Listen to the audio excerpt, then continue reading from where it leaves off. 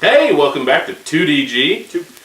We got another beer review for you. We do. What do we have this week? Today, and I know we've done it before, but it's the Stone Enjoy By, this one being the 214-16. What's different about this one, though, is it's unfiltered. Unfiltered. And if you know anything about Stone beers, they're always crystal clear, like, professional looking. Okay, and this was just bottled on 0109 of 16. So it's real fresh, which is what they want. Excellent. So yeah, let's do this. All right. No time wasted. Go ahead and crack it open. I didn't know if you wanted to. Yeah, go ahead and crack it open. Maybe. All right. Now this beer should be crystal clear at first, and then probably once we get down towards the bottom it's going to start to get more cloudy. So I would imagine. I'd say that's a fairly good call already. Ooh, wow. I am smelling that.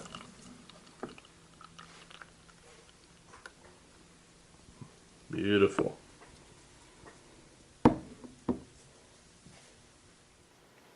alright, so like we said, should be a little more clear at the top. I haven't really, there's no difference really from the regular one, at least right now. I will say though, it kind of is lighter in color than I remember. Yeah. But maybe I'm just being No, I would agree. I think it's usually got a more amber orangish color. Yeah. But It is 9.4%, so the head did dissipate quickly. Loose bubbles, white.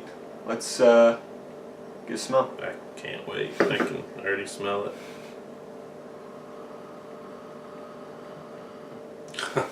That's a hard one not to just dive into and take a gulp, you know? Getting tons of peach, tons of apricot, a little tangerine, some grapefruit, pine. You're also getting that sweetness, malt sweetness in there too. It's pretty subtle for stone one actually, but it's once it hits you, it's strong. It's a rich. Getting some of the grassy, raw hop nature as well. It's tasty. Okay.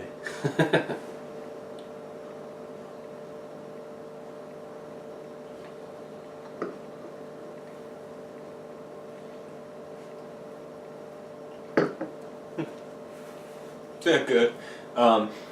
Thinner than I thought it was going to be. Thinner. Not as sweet as I thought it would be. It's still plenty sweet. As I said. But it's not that thicker, syrupy sweet. Too much, almost. You know, it's really good. A lot of hop oil. Yes. It's a young. Yeah, right at the front, obviously huge pop. Yeah. Of the bitterness, but after that you get a lot of the peach, a lot of the little apricot tropical sweetness at the front. The grassy note kind of carries with it as well. Yeah. Most of the malt that you're picking up is on the back end. Nice bready, biscuity, but also I'm getting almost like a honey sweetness at the end, which is kind of weird. I don't really remember getting that too much, but yeah. Bitter, tropical. It's not dank, which is kind of surprising.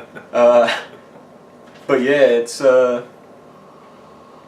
solid. It tastes about like it smells. It's really good. Yeah, like you said, tons of the hop oil though. Tons. Let's get into ranking. I didn't even bother to pull this up. We've looked it up in the past. Plus, I don't think that they would have enough reviews at this point, seeing as it just came out. Style, double IPA. What are you gonna do? I'm gonna go 9.5 for the style. I really enjoy it. I think it's well crafted. This is one with all that bitterness. I think could actually use a little bit of sweetness, a little bit more, balance it. It smells a little soapy, and I think that's from the grassiness, to be honest. That's it, because one of the beers that I had made, and I can't say just made because it's been a little while, but it has a little bit of that kind of.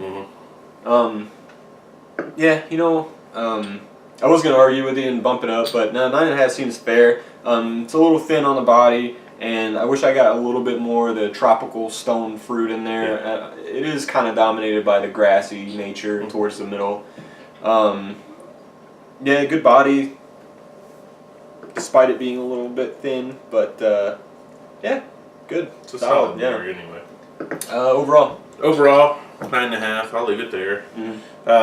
I thought about going down to a 9 just because it's a bit potent, you know, in that hoppiness, but it really works well with the, you know, overall flavors. So I like it. I'm not gonna diss it. Yeah, I'll probably leave it a 9.5 as well. As I said many times, favorite style, so those ratings are going to be right near each other. I don't know if they do this one in the 6-pack format. I know that they recently rolled it out, at least in our area, in 6-pack formats for the Enjoy Buys. That really shocked me. Yeah, it was awesome. That being said, though, like, you're not going to be able to drink this one back to back to back. Just number one, the high alcohol content, but number two, the acidity is just gonna it'll wreck your palate too. I mean, it'll strip your taste buds. It's pretty potent. It's got a lot of hop going on in there, and I do like that. But it's almost one-dimensional. Yeah, and it's not your traditional. I'm gonna say your traditional West Coast style. Yeah, it's not real resinous. Yeah, yeah. Nice malt though on the back end.